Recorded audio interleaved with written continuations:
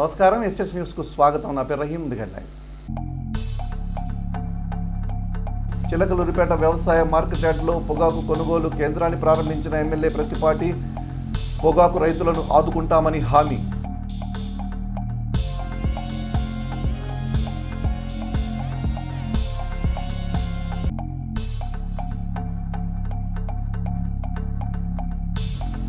చిలకలూరిపేటలో పోక్స్ case నమోదు.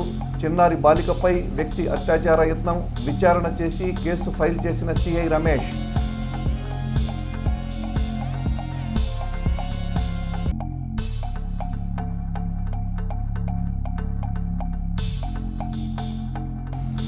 July 5న జాతీయ స్థాయి లోక్ అదాలత్. కక్షిదారులు సద్వినియోగం చేసుకోవాలన్న జడ్జి నరేంద్ర రెడ్డి.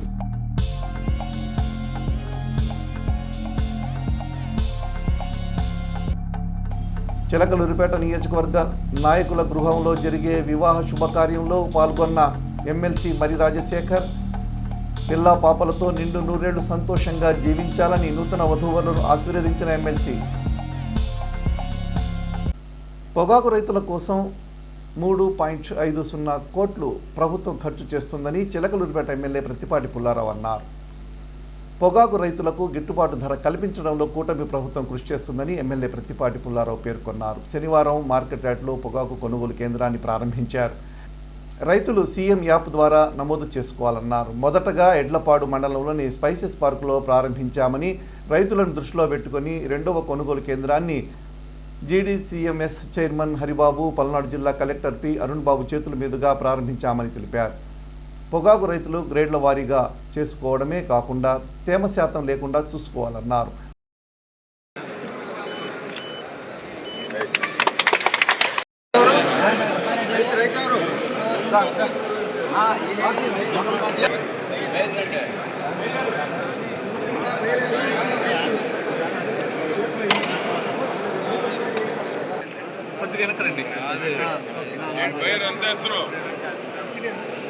ఎంత 12,000 రాదు, 12,000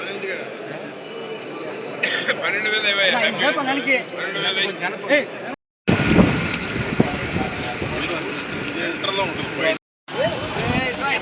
పైకి ఎక్కువ మంది వెళ్తుంది.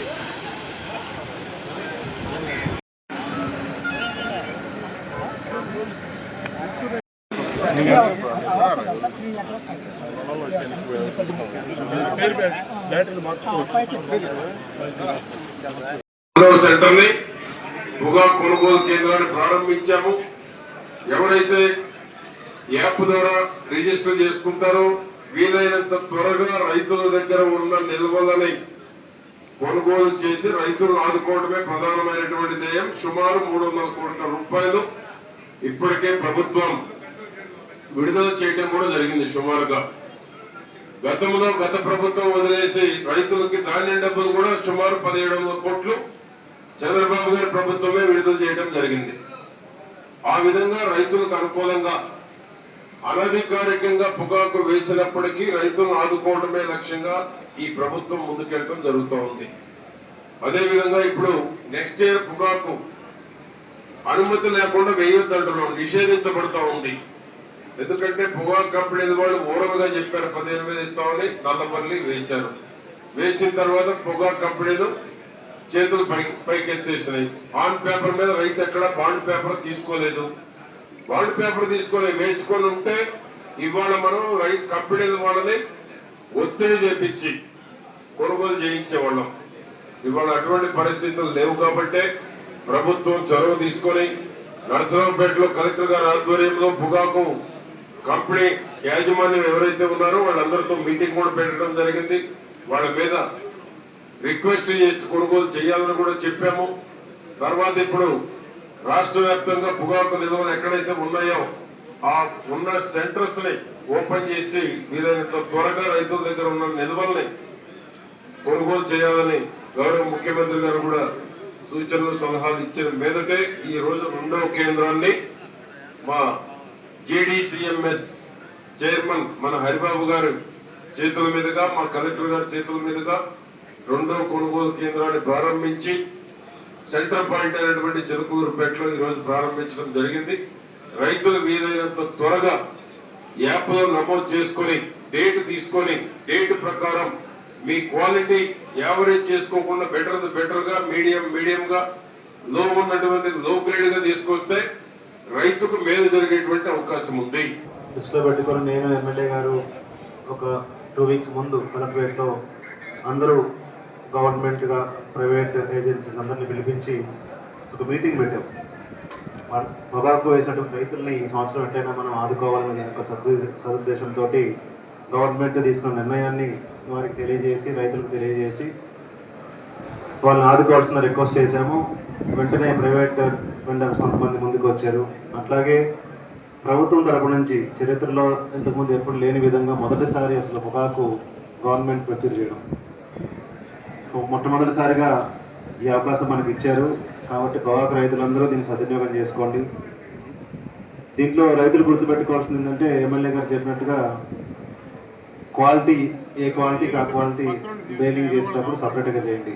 కొంతమంది తెలుసో తెలియకో హై గ్రేడ్లో కొంత లో క్వాలిటీ కలిగినప్పుడు మీకు మంచి రేట్ వస్తుంది. సో దీంట్లో ఒక సమస్యని స్థానిక ఎమ్మెల్యే గారు అబ్జర్వ్ చేసి మాకు చెప్పడం జరిగింది. వెంటనే అది ప్రభుత్వం దృష్టికి తీసుకుని వెళ్ళాము. ఇంతకుముందు 60 రూపాయలు 120 రూపాయలు ఉండేది, ఇప్పుడు 90 రూపాయలు కూడా ఒకటి కేటగిరీ పెట్టారు. సో దాన్ని అంటే మన ప్రాంతం చూసుకుంటే పల్నాడు ప్రాంతంలో ముఖ్యంగా ఈ ప్రాంతంలో పరచూరుతో పోలిస్తే కొంచెం మీడియం క్వాలిటీ ఉండేటటువంటి పొగాకు వస్తుంది. ఎందుకంటే ఇక్కడ ఉన్నటువంటి నేల పరిస్థితి కానీ జియోగ్రాఫికల్ కండిషన్స్ కానీ దాదాపు మనం పండించినటువంటి పొగాకులో 50% మించి మీడియం రేంజే ఉంది. కాబట్టి ఒక 90 రూపీస్ ఉండేటటువంటి కేటగిరీ మనం రిక్వెస్ట్ చేసాము. దానికి సీనియర్ అధికారులు ప్రభుత్వం ఒప్పుకున్నారు. సో రైతులందరినీ రిక్వెస్ట్ చేసేది ప్రాపర్గా గ్రేడింగ్ తీసుకుని వచ్చి మీకు యొక్క తేమ శాతం 20 కంటే తక్కువ లేకుండా మనం ఏం చేస్తామంటే పొగాకు ఆకు ఏమన్నా విడిపోతుందో లేకపోతే విరిగిపోతుందనే ఉద్దేశంతో కొంత వాటర్ చల్లుతూ ఉంటాం. చల్లండి కానీ అది 20% పెంచకుండా తీసుకోండి. ఒకవేళ తీసుకుని వచ్చే ముందే తేమ శాతం కూడా పరీక్షించే విధానాన్ని గేడ్ అగ్రికల్చర్ విలేజ్లోనే చేసే అవకాశం ఉంటే చేయండి. ఎందుకంటే తీరా రైతు ఇక్కడ తీసుకొచ్చినాక ఎక్కువ ఉంది తక్కువ ఉందంటే మనం వెనక్కి తీసుకెళ్ళడం కష్టం అవుతుంది. విలేజ్లోనే అవకాశం ఉంటే మనం అక్కడే వెళ్ళి చెక్ చేసే విధంగా కూడా మీరు చర్యలు తీసుకోవాలి. ఇక్కడ మీ అందరికీ చెప్పవలసింది ఏంటంటే అసలు ఈ 2వ సెంటర్ ఓపెన్ చేయడానికి ముఖ్య కారకులు మన ఎమ్మెల్యే గారు. ఎందుకంటే ఈ ప్రాంతంలో రైతుల యొక్క పరిస్థితి అవగాహన వ్యవసాయం మీద వారికి ఉంది కాబట్టి ఫస్ట్ రోజే ఎట్లపాటులో మనం స్పైసెస్ పార్క్లో ఓపెన్ చేసినప్పుడే వారు అన్నారు ఇంకో సెంటర్ మనకు ఖచ్చితంగా ఇక్కడ ఉండాలి.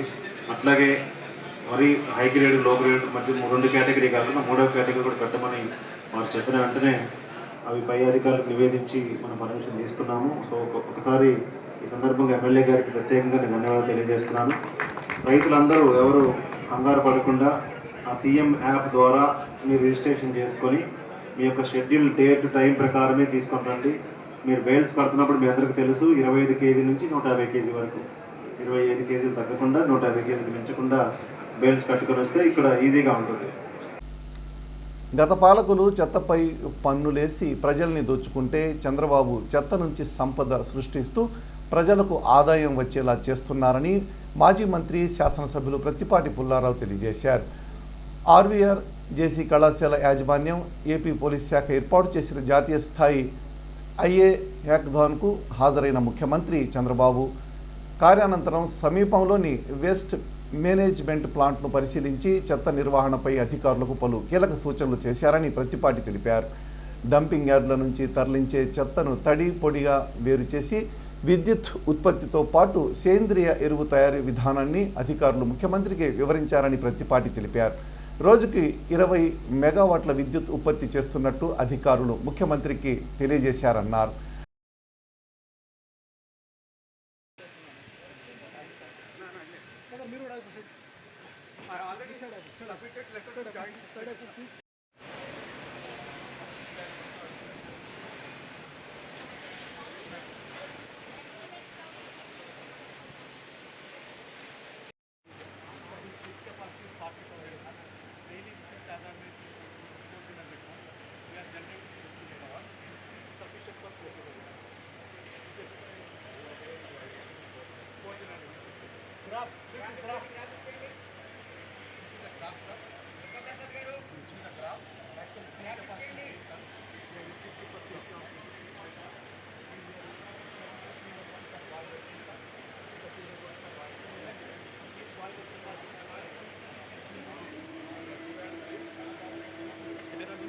contractor, Sir, they have asked for the position to be passed, and also this PPA agreement should be passed.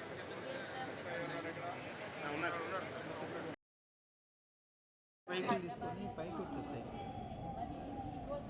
Hello, ఇక్కడ మన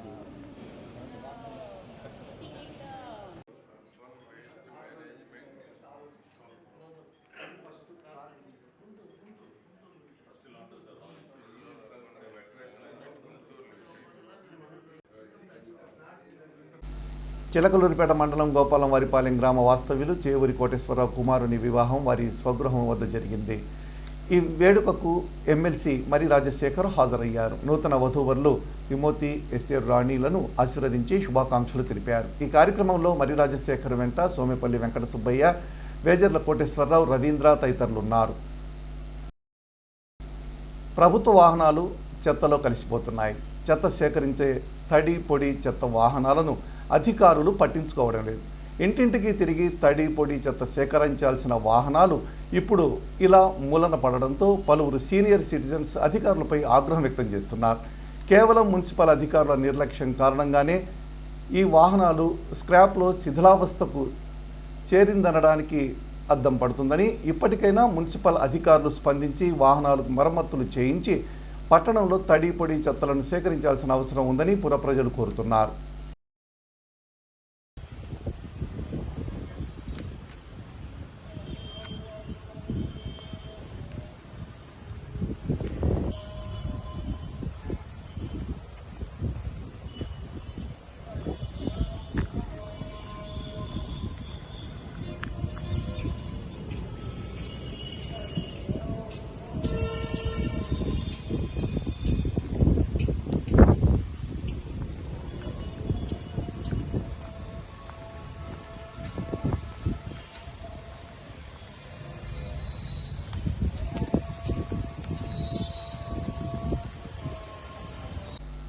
చిలకలూరిపేట నియోజకవర్గ స్థాయిలో తల్లికి వందనం పోటీలు నిర్వహించారు. చిలకలూరిపేట ఆర్వీఎస్ స్కూల్లో తల్లికి వందనం పోటీలు జరిగాయి. పోటీలలో స్టోరీ టెల్లింగ్ విభాగంలో మొదటి బహుమతి మోడర్న్ స్టెల్లార్ స్కూల్ విద్యార్థి సాధించారు. మోడర్న్ స్కూల్కు చెందిన రితికను modern stellar director Mahesh, principal Vijayalakshmi, Prasuna అభినందించారు. రాష్ట్రీయ స్వయం సేవక్ సంఘ్ ఆధ్వర్యంలో ఈ నెల 29వ తేదీ ఆదివారం ఉదయం శ్రీ గురు పూజ ఉత్సవాలు జరగనున్నాయి. స్థానిక ఆర్యవైశ్య కళ్యాణ మండపంలో జరిగే ఈ ఉత్సవాలకు ప్రముఖ దంత వైద్యులు పేర్ని కృష్ణమోహన్, పల్నాడు జిల్లా ప్రచురక్ రమేష్ హాజరు కానున్నారు. రాష్ట్రీయ స్వయం సేవక్ సంఘ్ స్థాపించి 100 సంవత్సరాలైన సందర్భంగా ఆది శంకరాచార్య ఛత్రపతికి స్వామి వివేకానందకు స్ఫూర్తిదాయకంగా నివాళి అర్పించడం జరుగుతుందన్నారు. ఆదివారం ఉదయం 10 గంటలకు ఆర్యవైశ్య కళ్యాణ మండపానికి హాజరు కావాలని వెల్లంపల్లి శ్రీరాములు కోరారు. జూలై 5న జరిగే జాతీయ స్థాయి లోక్ అదాలత్ను జయప్రదం చేయాలని principal junior civil judge Narendra Reddy కోరారు. ఈ సందర్భంగా శనివారం ప్రిన్సిపల్ జూనియర్ సివిల్ జడ్జి మండల న్యాయ సేవాధికార సంస్థ చైర్మన్ నరేంద్ర రెడ్డి మీడియా సమావేశంలో మాట్లాడుతూ నేషనల్ లోక్ అదాలత్ జూలై 5వ తారీఖు సందర్భంగా కక్షిదారులు, ప్రామిసరీ నోట్లు, చెక్కు కేసులు, సివిల్ దావాలు ఇలా పలు రకాల కేసులకు సంబంధించిన కక్షిదారులు నేషనల్ లోక్ అదాలత్ను ఉపయోగించుకొని రాజీ చేసుకోగలిగిన కేసులను రాజీ చేసుకోగలరని తెలిపారు. 2 కోర్టుల్లో 394 క్రిమినల్ కేసులు రాజీ చేసుకోవడానికి అవకాశాలు ఉన్నాయని ఆయన తెలిపారు. ముఖ్యంగా principal junior civil judge cum chairman మండల్ న్యాయ సేవ అధికార సంస్థ చిలకలూరిపేట కక్షిదారులకి, ప్రజానీకానికి తెలియజేయటుంది ఏమనగా, మనకి జూలై 5వ తేదీ national Lok Adalat principal junior civil judge court ప్రాంగణంలో జరుపుబడుతుంది. కాబట్టి కక్షిదారులు ఎవరైనా సరే వాళ్ళ కేసుల్ని రాజీ మార్గం ద్వారా పరిష్కరించుకునే మార్గం దీంట్లో ఉంది. రాజీ మార్గమే రాజమార్గం అనే స్ఫూర్తితో ఈ నేషనల్ లోక్ అదాలత్ అనేది మనకి ఈ కోర్టు ప్రాంగణంలో జరుగుతుంది. కావున కక్షిదారులందరూ తమరు వారి యొక్క రాజీకి వచ్చే కేసులు ఏమైనా ఉంటే వాటిని ఇక్కడ పరిష్కరించుకొని లోక్ అదాలత్ ద్వారా అవార్డు పొందగలరని తెలియజేస్తున్నాను. లోక్ అదాలత్ అవార్డు అనేది ఫైనల్, అది దాని మీద ఎటువంటి అప్పీల్ కూడా ఉండదు. కాబట్టి పరిష్కరించుకోగలిగినటువంటి కేసులు అనగా చెక్ బౌన్స్ కేసులు కానీ, ప్రోనోట్ కేసులు కానీ, సివిల్ దావాలు కానీ, లేక మనకి మొత్తం 394 క్రిమినల్ కేసులు రాజీ చేసుకోవడానికి అనుకూలమైనటువంటి అర్హత కలిగినటువంటి మనకు 2 కోర్టులో ఉన్నాయి. వాటినైనా కానీ ఇద్దరు పార్టీలు, ఉభయ పార్టీలు మన దగ్గరికి వచ్చి మేము రాజీ చేసుకుంటామంటే వాటిని రికార్డ్ చేసి లోక్ అదాలత్ అవార్డు ఇవ్వటం అనేది జూలై 5వ తేదీన జరుగుద్ది. అంతేకాదు ఈ లోక్ అదాలత్లో రాజీ చేసుకోవటం వల్ల కోర్టు ఫీజు కూడా వెనక్కి రీఫండ్ చేయటం జరుగుతుంది. మరి సమయం కూడా వృధా కాకుండా వారు కట్టిన కోర్టు ఫీజు కూడా వెనక్కి తీసుకునే వెసులుబాటు ఉంది. కాబట్టి కక్షిదారులందరూ కూడా తమ తమ కేసుల్ని రాజీ మార్గం ద్వారా పరిష్కరించుకొని మనం స్పీడీ ట్రయల్కి ఒక సహకారం అందజేస్తారని తెలియజేసుకుంటున్నాను. చిలకలూరిపేట పట్టణంలోని ప్రతిపాటి గార్డెన్స్ నందు తెలుగుదేశం పార్టీ సీనియర్ నాయకులు జంగా వినాయకరావు మరియు 38వ వార్డు కౌన్సిలర్ జంగా సుజాత మనవరాలి నూతన వస్త్ర బహుకరణ జరిగింది. వేడుకకు ఎమ్మెల్యే ప్రతిపాటి పుల్లారావు హాజరై ఆ చిన్నారిని ఆశీర్వదించారు. చిలకలూరిపేట పట్టణానికి చెందిన తెలుగుదేశం పార్టీ మైనార్టీ నాయకులు గోల్డ్ సుభాని మాతృమూర్తి మరణించారు. ఈ విషయం తెలుసుకున్న ఎమ్మెల్యే ప్రతిపాటి వారి పార్థివదేహాన్ని సందర్శించి నివాళులర్పించారు. వారి కుటుంబ సభ్యులను పరామర్శించారు. ఆంధ్రప్రదేశ్ రాష్ట్ర ప్రభుత్వం పాఠశాలల విద్యాశాఖ ఆదేశాల మేరకు జూలై 15 వరకు ఎన్రోల్మెంట్ డ్రైవ్లో భాగంగా చిలకలూరిపేట పట్టణంలోని 34వ వార్డు పోలిరెడ్డిపాలెం ఆవాస ప్రాంతమైన మదర్ తెరీసా కాలనీ నందు విద్యార్థులతో ఇంటింటికి ప్రచారం నిర్వహించడం జరిగింది. ప్రభుత్వ పాఠశాలలు అందించే సౌకర్యాలు విద్యార్థుల తల్లిదండ్రులకు వివరించడం జరిగింది. ప్రతి విద్యార్థికి తల్లికి వందనం కింద 15,000 రూపాయల ఆర్థిక సహాయం, ఉచితంగా పాఠ్యపుస్తకాలు, uniform, shoes, belt, socks, bag ఉచితంగా ఇవ్వడం జరుగుతుందని తెలిపారు. నాణ్యమైన ఇంగ్లీష్ మీడియంలో విద్యాబోధన చేయడం జరుగుతుందని వారు తెలిపారు. పాఠశాలలో విద్యార్థుల సంఖ్యను బట్టి స్మార్ట్ టీవీల ద్వారా డిజిటల్ పాఠ్యాంశాలను బోధించారు. చిలకలూరిపేట పట్టణ ఠాణాలో ఫోక్స్ కేసు నమోదైంది. అత్యాచార యత్నం కేసులో సిఐ రమేష్ కేసు నమోదు చేశారు. 6 ఏళ్ల మైనర్ బాలికపై అత్యాచార యత్నం చేసిన 45 ఏళ్ల శ్రీను ఈ కేసులో నిందితుడు. శ్రీనుపై ఫోక్స్ కేసు నమోదైంది. రంగంలోకి దిగిన పట్టణ సిఐ రమేష్ బాలిక వద్ద వివరాలు సేకరించారు. ఫోక్స్ కేసు పెట్టి కోర్టులో సిఐ రమేష్ హాజరుపరచనున్నారు. తల్లిదండ్రులు లేని పిల్లలను విద్యావంతులుగా తీర్చిదిద్దాలనే లక్ష్యంతో తమ సంస్థ పనిచేస్తుందని విద్యామిత్ర మండలి అధ్యక్షురాలు మరి లలితమ్మ అన్నారు. నాదెళ్ల మండలం కనపరు గ్రామం నైస్ స్కూల్ నందు శనివారం జరిగిన కార్యక్రమంలో పాల్గొని ఆమె మాట్లాడారు. అనాథ పిల్లలను చెరదీసి విద్యాబుద్ధులు నేర్పిస్తున్న నైస్ స్కూల్ యాజమాన్యాన్ని ఆమె అభినందించారు. ఈ సందర్భంగా ఎడ్లపాడు మండలం తిమ్మాపురం గ్రామానికి చెందిన అత్తోట రామారావు కుటుంబ సభ్యులు సుమారు 200 మంది విద్యార్థులకు నోట్ పుస్తకాలు, పెన్నులు, పండ్లు పంపిణీ చేశారు. ఈ కార్యక్రమంలో అత్తోట శ్యామ్ కుమార్, విద్యామండలి సభ్యులు, నైస్ స్కూల్ సిబ్బంది పాల్గొన్నారు. చిలకలూరిపేట పట్టణంలోని సుగాల్ని కాలనీలో గత 3 రోజులుగా మంచినీటి పైప్ లైన్ లీకేజీ కారణంగా నీరు వృధాగా పోతుంది. పుర ప్రజలకు అందించాల్సిన త్రాగునీరు అధికారుల నిర్లక్ష్యం కారణంగా నీరు మురికి కాలువల్లో కలిసిపోతుంది. ఇప్పటికైనా అధికారులు యుద్ధ ప్రాతిపదికన మరమ్మతులు చేపట్టి ప్రాణాధారమైన మంచినీటిని వృధా చేయకుండా అరికట్టాలని ప్రజలు కోరుకుంటున్నారు. ఎస్ఎస్ న్యూస్ ఇంతటితో సమాప్తం. తిరిగి మరో బులెటిన్లో మళ్ళీ కలుద్దాం. త్వరగా సెలవు. నమస్కారం.